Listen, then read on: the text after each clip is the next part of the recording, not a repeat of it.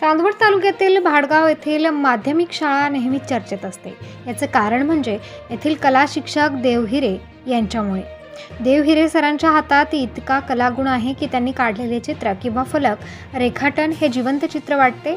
आज 8 मार्च रोजी महाशिवरात्री निमित्त व जागतिक महिला दिनानिमित्त हिरे यांनी फलक रेखाटनामधून शुभेच्छा दिल्या। आपण या फलक रेखाटनामध्ये त्यांची कला बघू शकता। असे शिक्षक मुलांना लाभणे हे मुलांचे भाग्यच। प्रबंधभूमी महाराष्ट्र न्यूजसाठी राम बोरसे, चांदवड।